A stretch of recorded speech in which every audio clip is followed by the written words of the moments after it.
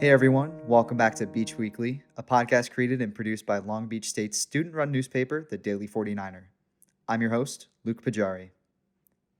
Check out our content at daily49er.com, where you can read campus and Long Beach-related news, sports, arts and life, opinions, as well as multimedia content, including more podcasts, videos, and photo galleries. Thanks to Long Beach Transit for sponsoring this episode of Beach Weekly. Right now, your longest trip is from the bedroom to the kitchen. But if you ever have to move around town, Long Beach Transit is moving you through safely. Visit ridelbt.com/basics to see how transit is keeping students safe. This is your one and only podcast source for all things Long Beach State. Let's go ahead and dive right into this week's news roundup.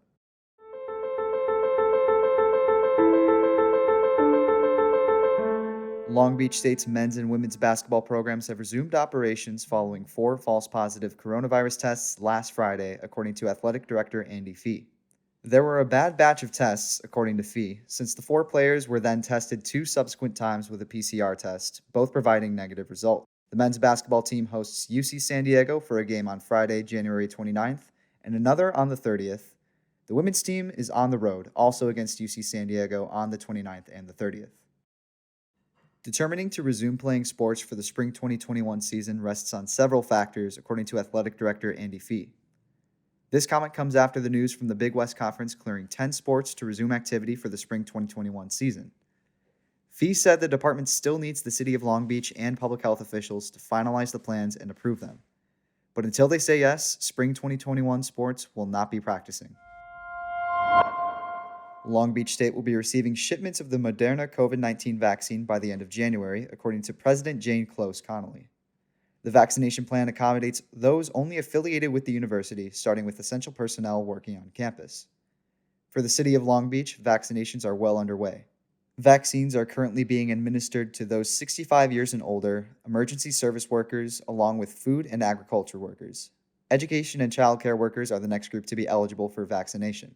Mayor Robert Garcia announced Tuesday during his State of the City address that several local landmarks have been converted to mass vaccination sites, including the Long Beach Convention Center. For more info, along with a complete list of Long Beach's COVID-19 vaccination process, go to longbeach.gov/vaxlb.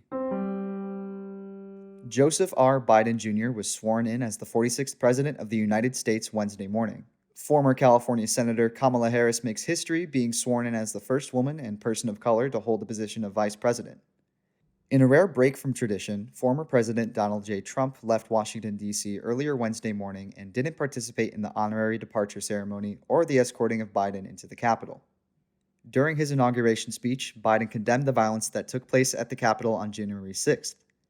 Additionally, Biden took a moment of silence to remember the over 400,000 lives lost to the coronavirus pandemic, with hundreds of thousands of flags filling the National Mall in representation of these Americans. Along with his wife, First Lady Jill Biden, departed the Capitol after participating in some of his first official duties as president, including signing the Inauguration Day proclamation and cabinet nominations. As one of his first moves as president, Joe Biden urges the Department of Education to postpone the collection of student loan debt for another 9 months.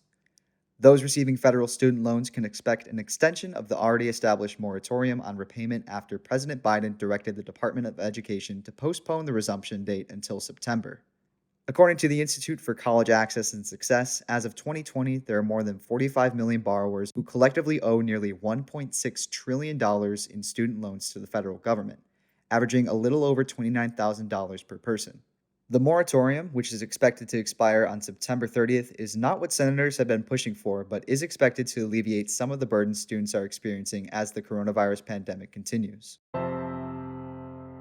Long Beach State's Student and Housing Residential Life has announced tentative move-in days for student housing after announcing a postponement last week to minimize the potential harm of large gatherings by students and families in the dorms. According to an email from Executive Director of Housing and Residential Life, Corey Collina, the department made the decision to delay spring move-in day for as long as possible in anticipation for the rise in COVID-19 cases. This semester, 6 of the 9 resident halls at Parkside College will be used to house about 210 students, doing so in a manner that will reduce the number of shared restrooms and reduce the spread of the virus, Collina said. Collina maintained that students facing housing insecurity, including those who are emancipated foster youth and those experiencing homelessness, are prioritized during this time. Students will also be expected to receive a negative COVID-19 test result within 4 days of their assigned move-in date. Colonna added that those who test positive should remain in their current housing situation until testing negative. According to university officials, Long Beach State's commencement ceremony this May will be a vehicle caravan honoring the classes of 2020 and 2021. The contactless car parade will allow graduates to reserve a 30-minute time window in March to be honored sometime from May 18th to the 21st. Jeff Cook, Associate Vice President of Strategic Communications, said that the celebration will be featured in 2 stages set up on campus, one by the Go Beach sign and one by the Walter Pyramid. Students will be appointed a time slot that is dependent on their graduation year and their department. The university's plan still requires official approval from the city's health department. More details, including confirmation of approval from the health officials, will be updated on the commencement page by the end of the month and sent to graduate student emails, according to the university's website.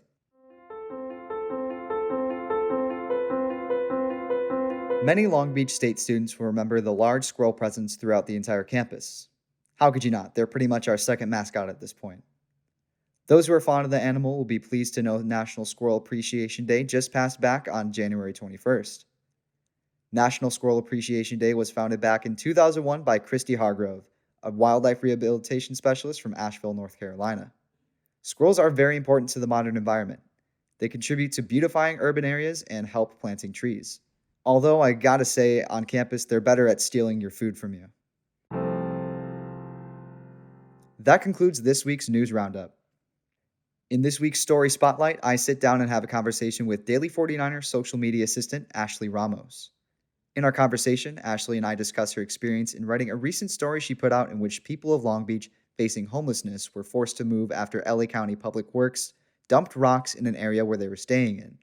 Take a listen right here.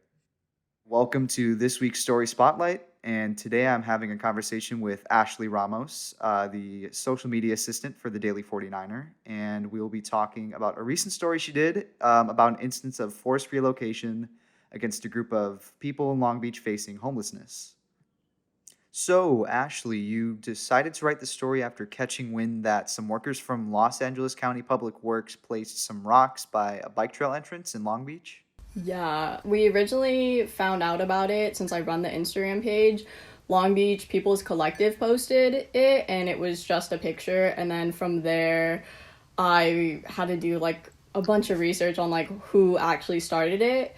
The wonderful news editor, Julia, gave me something to go by. She was like, it was probably Public Works that did it. So I reached out to Long Beach Public Works, and they told me that it was LA County. And then from there, it was, the story just started to unravel. Gotcha. So there are a lot of layers you kind of had to move through in gathering info for the story. Yeah, a lot of different, and just, mainly, I got the biggest, thing was just the city and, different officials just not wanting to talk, or, me calling and being like, hey, this is blah, blah, blah, we talked yesterday, do you have the information? And they'd be like, no, let me do this, or that, and, them just not. Did you find that there was just, a lot of beating around the bush with specifically people who work for the city? Yeah, I would say a lot of beating around the bush, but also on my end, the story really didn't start unraveling until I interviewed Sheila Muhammad, who was the person that told Long Beach City Collective about it, and then she was able to give me the address, the exact part of where the rocks were placed.